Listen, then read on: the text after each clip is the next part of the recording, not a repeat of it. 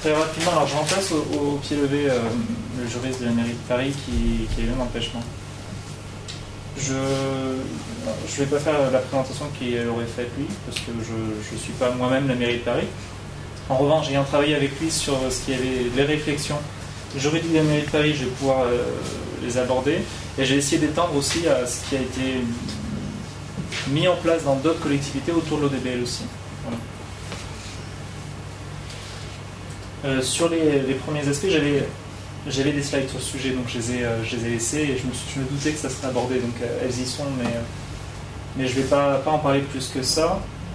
À savoir que lorsque je me suis intéressé, lorsque j'ai discuté en fait avec les collectivités sur l'aspect diffusion des données en open data, je me suis aperçu d'une difficulté de compréhension entre les privatistes et les publicistes. Vous voyez, en droit, on a deux branches bien séparées qui échangent très peu, qui sont ceux qui font du droit public et ceux qui font du droit privé. Et là, on les retrouve vraiment. C'est-à-dire que dans le secteur public, on a des gens qui sont spécialisés en droit public.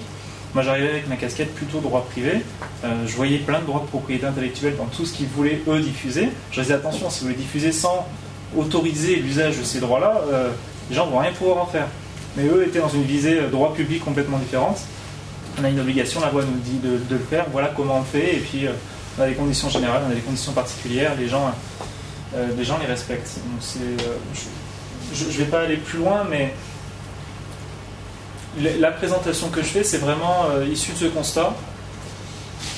Moi, je pense que pour le coup, toutes les dispositions d'ordre de droit public, donc notamment la loi 78, tout ce qui a été expliqué tout à l'heure, c'est vraiment un cadre juridique qui s'impose et qui contraint les administrations, les collectivités à une diffusion et à permettre la réutilisation des données.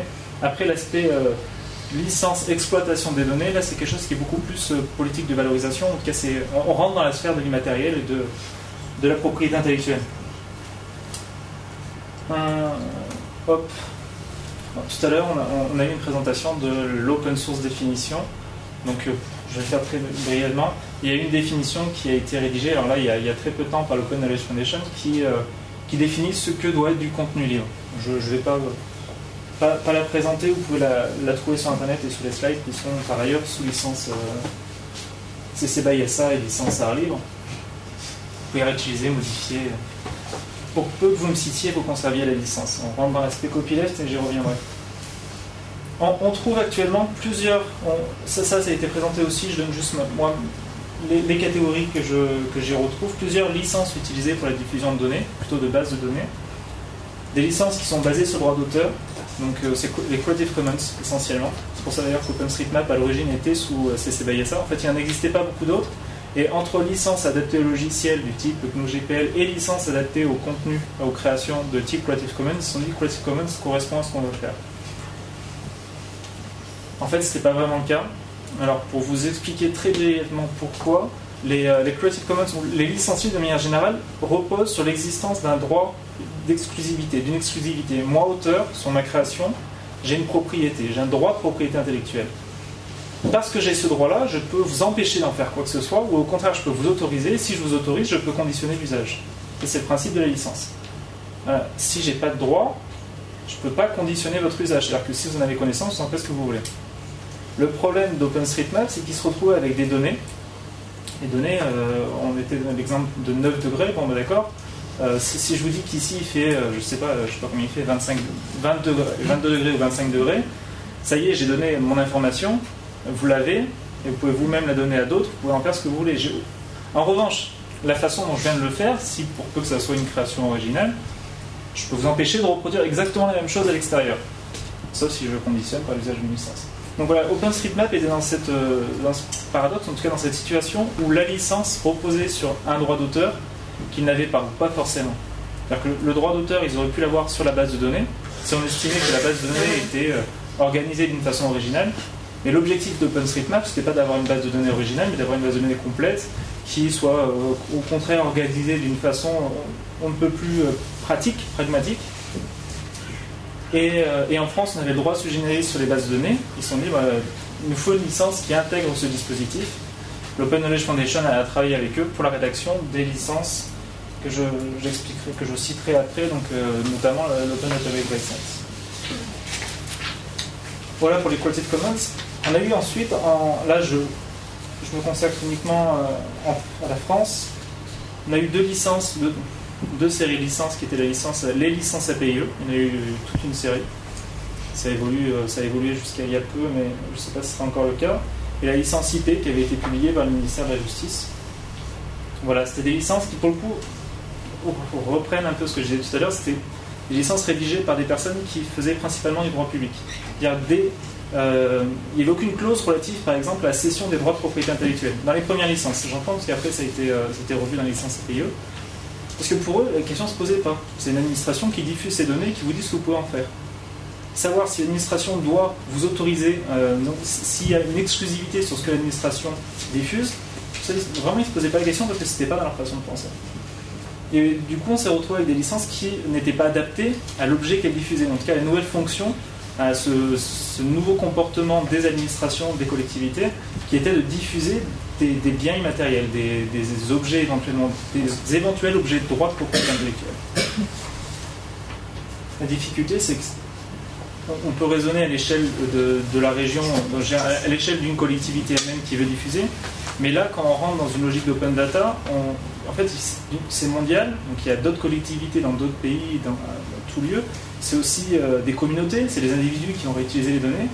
Et la personne ou la petite association, je ne sais pas, en Bulgarie, qui veut réutiliser la base de données, la confiance qu'elle a vis-à-vis de n'importe quelle ville de France n'est pas la même que le citoyen, en tout cas que la personne qui réside dans cette ville-là. Donc il y a vraiment besoin d'avoir des contrats qui répondent aux exigences de tout le monde.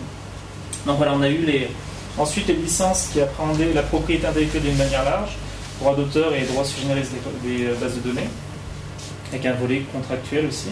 Là, pour le coup, dans l'ODBL, il y a vraiment cette dimension contrat qui est exprimée. Donc il y en a trois, la PDBL, l'ODC BY et l'ODC ODBL. Peu importe, il y en a deux qui sont plus, je vous autorise à faire ce que vous voulez, et la dernière, l'ODBL, qui autorise, pour peu que vous, toute œuvre dérivée ou base de données dérivée que vous produiriez, soit diffusée sous la même licence. C'est le caractère copyleft, j'y reviendrai rapidement. Et on a eu toute une série de licences spécifiques, là rédigées par des États. Moi je parle de la licence britannique. En Espagne, il n'y a pas une licence espagnole, mais on avait une licence Color L Uris, je ne sais pas comment on prononce. Et récemment, la licence ouverte. Bon, je ne vais rien dire de plus, je pense que c'est. Il y a des choses. Toutes ces licences, et là je rejoins la dernière remarque, elles vont évoluer. C'est-à-dire que là, on est dans une première phase, on est en train de construire quelque chose qui, il y a 2 ans, n'existait pas du tout. On commence à comprendre, on commence à construire quelque chose de viable, mais ça va évoluer. Et la licence ouverte, à mon avis, sur certains points, est très bonne et est une avancée. Sur d'autres points, il faudrait qu'elle s'améliore. L'ODBL, pareil. Copyleft, non copyleft. Alors là, c'est une vision très juridique de la chose. Bon, ça ne se refait pas. Pour moi, alors, là, tout à l'heure, il était expliqué qu'il y avait contrat, licence, que l'un n'était pas forcément l'autre. Donc, pour moi, tout est contractuel. Mais bon, ça c'est mon interprétation, peu importe. Bon, donc, dès lors qu'il y a une relation entre deux personnes, il y a des droits, il y a des obligations. Les licences, en fait, c'est sur les droits et les obligations qu'elles vont se distinguer. Les droits, généralement, elles sont harmonisées. Les obligations, il y a des licences qui vont nous permettre, qui vont nous interdire un usage non commercial, c'est les licences copyleft, Creative Commons. Il y en a qui vont, par exemple, lorsqu'on, je ne sais pas, créer quelque chose grâce à la base de données, vont nous imposer des mentions spécifiques sur la création, donc générée grâce à cette base de données. Et voilà, il y a toute une série d'obligations. On parlait tout à l'heure des licences dans le domaine du logiciel, c'est plus simple parce qu'il y en a plus. La licence Apache, par exemple, c'est une licence qui vous donne énormément de droits et qui vous impose, en matière de brevet et de mention de paternité, quelques obligations, pas très contraignantes, mais qui sont là. Qu'est-ce que ça veut dire? Donc, elles sont permissives. Non, je ne commençais pas. Elles peuvent être copyleft. Elles vont vous imposer, d'une part, à ce que toute œuvre dérivée, ou lorsque vous rediffusez la création, les droits et les obligations s'y retrouvent. Donc voilà, vous avez eu un paquet avec des droits et des obligations, vous devez rediffuser les mêmes droits, la création générée, en tout cas de dérivée, avec les mêmes droits et les mêmes obligations. Et vous avez d'autres licences qui sont dites permissives, qui elles vont vous dire, Dans ce que je vous ai donné, le pactole droit et obligations, je ne vous contrains qu'à maintenir les obligations. Dans le cas d'une licence de type Apache, par exemple, vous pouvez faire d'un logiciel qui était libre un logiciel propriétaire, que vous l'ayez modifié ou non. Pour autant, les obligations en matière de brevet et de mention de paternité, elles devront se retrouver dans vos propres licences et vis-à-vis de vos propres sous-traitants. Donc on garde tout le temps les obligations. Bon, je citais rapidement, il y a un qui se balade. La ville de Vancouver qui avait utilisé le DBL et qui expliquait pourquoi elle avait utilisé la licence, avec cette idée en fait d'un pot commun. C'est souvent l'image qu'on donne du copyleft. Lorsque on met des œuvres dans le pot commun, on les met sous licence copyleft, n'importe qui est libre de reprendre, de mettre sa main dans le pot commun, d'en tirer le logiciel, d'en faire autre chose, et sera obligé de la remettre ensuite. Donc on peut prendre, mais il faut remettre ensuite. On bénéficie, mais il faut y contribuer aussi. L'ODBL, très rapidement. Bon, je commence par dire que tout accès, toute transmission, toute publication d'une base de données d'origine dérivée ou en tant que partie d'une base de données collaborative vaut acceptation de la licence. C'est un mécanisme qui a été adopté dans l'ODBL. Donc c'est une cession non exclusive de droits patrimoniaux. Pour information, le terme cession aussi, entre juristes, n'est pas forcément toujours accepté. Ça se défend. En termes d'obligation, on a un copyleft. On a un formalisme particulier aussi qui est organisé par la licence, notamment mention de la licence et des bases de données sous ODBL utilisées. Copie numérique de la totalité des bases de données modifiées ou fichiers contenant toutes les modifications apportées, conservation des mentions légales intactes et inclusion d'une copie de l'ODBL ou de son URL lors de tout transfert. Donc voilà, lorsque vous êtes utilisateur d'une base de données sous licence ODBL, voilà le formalisme qu'il vous faudra respecter dans la mise à disposition de l'ODBL. Bon, il y a un aspect mesures techniques de protection qui ne vous intéresse pas forcément. Ensuite, dans les licences libres, de manière générale, donc on a les droits et les obligations, puis ensuite deux éléments qui sont assez importants, qui sont l'élément déclencheur et l'étendue. L'élément déclencheur, c'est à partir de quand les obligations de la licence vont vraiment vous contraindre. Avant ça, vous faites ce que vous voulez. Dès lors qu'il y a cette action, cet élément déclencheur, il vous faut respecter l'intégralité des termes de la licence. Dans le cadre de l'ODBL, c'est soit un transfert public de la base de données, donc communication d'une copie de la base ou à un tiers, soit l'utilisation publique de la base de données. Si vous faites une utilisation privée de la base de données, vous n'êtes pas soumis aux contraintes, aux obligations de la licence, notamment à son caractère copyleft, sa clause copyleft. Le deuxième aspect, c'est l'étendue. On parle souvent, lorsqu'on parle de logiciels libres, de GPL, de contamination, de viralité, des termes assez péjoratifs. En fait, la question est de savoir si lorsqu'on crée à partir d'une œuvre préexistante, par exemple il y a un logiciel qui existe, appelons-le GNU Linux, ou le noyau Linux qui est sous GNU GPL, si je modifie le noyau, est-ce que mes modifications devront nécessairement être sous la même licence? Tout va dépendre du type de modifications qui sont réalisées. Si ces modifications sont dans le noyau, dans le cœur du noyau, oui, clairement. La licence va considérer que c'est un logiciel comme un tout. Si elles sont en dehors du noyau et qu'elles ont des connexions, d'interaction avec certaines connexions avec le noyau, là, éventuellement, on pourrait être dans une situation où la licence ne s'y étend pas. C'est l'étendue de la licence. Dans le cadre de l'ODBL, elle s'étend à toutes bases de données qui sont dites dérivées. Donc, bases de données reposant sur la base originaire exploitée publiquement. En revanche, il est possible de réaliser une utilisation conjointe de plusieurs bases de données, même si ces dernières ne sont pas sous la même licence. Donc, je diffuse ma base de données sous ODBL, quelqu'un utilise ma base de données avec une autre base de données pour produire une création commune. Donc, voilà, une carte, peu importe. Il n'a pas besoin, donc, sa création est mise sous n'importe quelle licence. Ma base de données, elle doit tout le temps rester sous ma licence ODBL. Éventuellement, s'il y a apporté une modification, elles doivent elles aussi être sous la même licence. En revanche, ses propres bases de données qui ont été utilisées conjointement peuvent être sous d'autres licences. Chose que permet l'ODBL. J'ai vu certaines versions de l'ODBL qui justement ne permettaient pas ce type d'utilisation de bases de données de façon conjointe. Compatibilité au bénéfice des versions ultérieures. Il est possible aussi, lorsqu'on utilise l'ODBL, de préciser quelles sont les licences qu'on estime compatibles, de sorte à pouvoir mélanger plusieurs bases de données. Donc dans la licence elle-même, il y a ce mécanisme de compatibilité, et c'est à nous d'exprimer quelles sont les licences qu'on veut y faire entrer. Là, très rapidement, Bon, ce qui me paraît important, c'est de dissocier le régime de la loi 78, qui pour moi est d'une application immédiate, de la licence, qui elle permettra de partager les droits, mais ça je l'ai dit en introduction.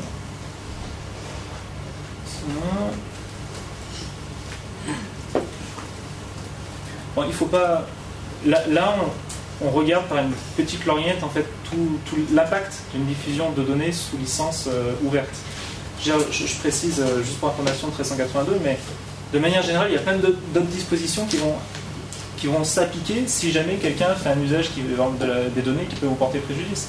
Si la ville de Rennes publie des données, je ne sais pas, sur les élus, que quelqu'un utilise les données pour dire, je ne sais pas, pour porter préjudice à l'un des élus en question, à la ville ou autre, il y a d'autres recours. Alors effectivement, ça va dépendre de ce que lui a fait, mais là on est vraiment dans la sphère uniquement propriété intellectuelle et diffusion des données, des informations publiques. Faut pas, voilà, c'est rien que ça. C'est déjà beaucoup, il y a énormément de textes derrière ça, mais il y a beaucoup plus. Lorsqu'on réfléchit, lorsqu'on met en place une stratégie en termes d'open data, bon, qu'est-ce qui doit être pris en compte? Les personnes, quelle est la personne qui diffuse les données? Tout à l'heure, on parlait des licences Cécile. Les licences Cécile, le problème qui se posait pour CNRS et Valmeria, c'est qu'en tant que personne publique, elle devait utiliser la langue française. Il y a la loi de Toubon qui les contraint à le faire. Bon, ben, la solution, c'était de rédiger une licence en français, qui est par ailleurs compatible avec d'autres licences, mais c'est notamment ces contraintes spécifiques qui ont induit l'utilisation, ou en tout cas la rédaction de nouvelles licences pour être utilisée. En fonction des données, quel est le type de données, éventuellement du caractère stratégique ou sensible de certaines données, des utilisations qu'on veut autoriser sur les données. En termes de base de données, il y a aussi un aspect qu'on retrouve dans le domaine du logiciel et qui là me paraît encore plus important, c'est la capacité de la personne qui diffuse les données à renouveler systématiquement la base de données. En fait, à quel point la base de données N+1 sera beaucoup plus importante que la base de données précédente. Est-ce que si j'arrête de diffuser sous licence libre, par exemple, ma base de données, est-ce que, je ne sais pas, une semaine après, j'ai une nouvelle base de données qui a une valeur, en tout cas très importante, alors que la première n'en a plus aucune? J'ai l'impression que la plupart des données, c'est pas vrai pour toutes, mais il y a énormément de données pour qui c'est la dernière production qui importe en fait. L'intérêt, c'est-à-dire que si jamais une personne publique veut changer de licence, veut changer quoi que ce soit dans sa politique, stratégie d'ouverture des données, c'est très simple pour elle, tout ce qu'elle a fait avant, ok, elle l'a fait, ça n'a pas marché, elle peut partir sur autre chose. Il n'y a pas quelqu'un qui pourra reprendre les bases de données précédentes, alors tout dépend des bases de données, c'est bien déterminé, mais il n'y a pas quelqu'un qui pourra reprendre ces bases de données pour en faire autre chose, forquer, on appelle ça dans le domaine du logiciel, parce que c'est elle qui va produire de toute façon les données. Donc une situation assez agréable quand même. Bon, après les éléments externes et en termes d'open data, c'est principalement les aspects politiques. Ça, c'est les aspects plutôt juridiques. Je vous disais tout à l'heure, quand on parle de propriété intellectuelle, on parle d'ouverture des données. Si vous soumettez la problématique de l'ouverture des données à un juriste, il va vous dire attention, il faut être sûr que les gens ont bien, qu'ils ne sont pas en erreur, n'ont pas été induits en erreur, qu'ils sont bien au courant de la licence qui est utilisée, des conséquences pour eux, donc la procédure de double clic. Il y a plein de dispositifs comme ça qui doivent être mis en place. Ok. Pareil, si vous voulez en plus favoriser les contributions sur vos bases de données. C'est pas souvent le cas, j'ai l'impression, dans les politiques d'open data. On le retrouve un peu peut-être sur vis-à-vis d'OpenStreetMap.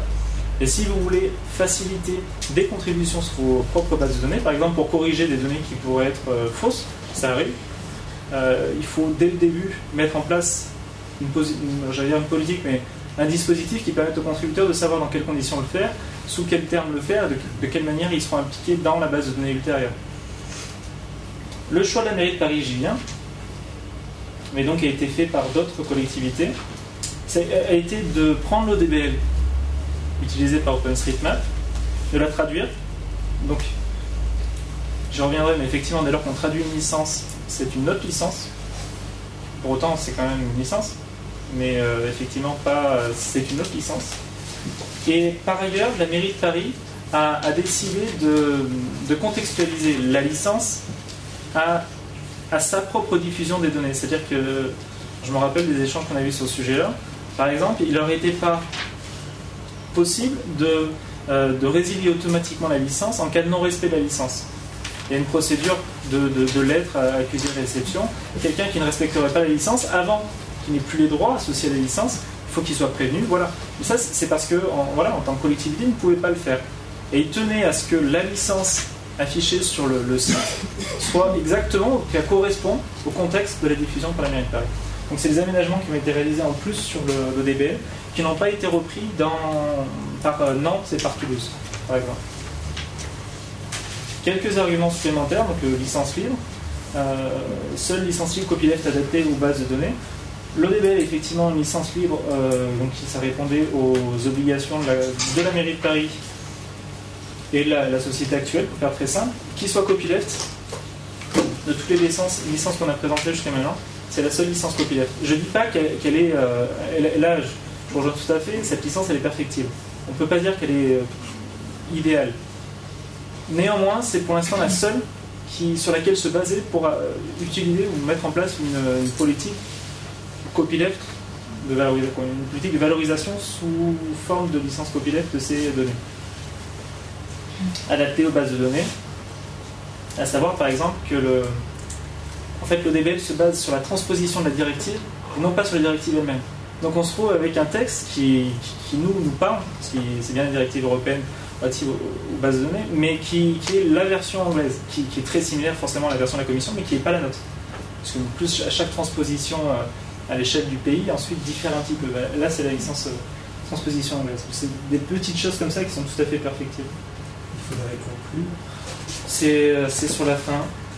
Un exemple du site de Paris Data, j'ai rajouté tout à l'heure.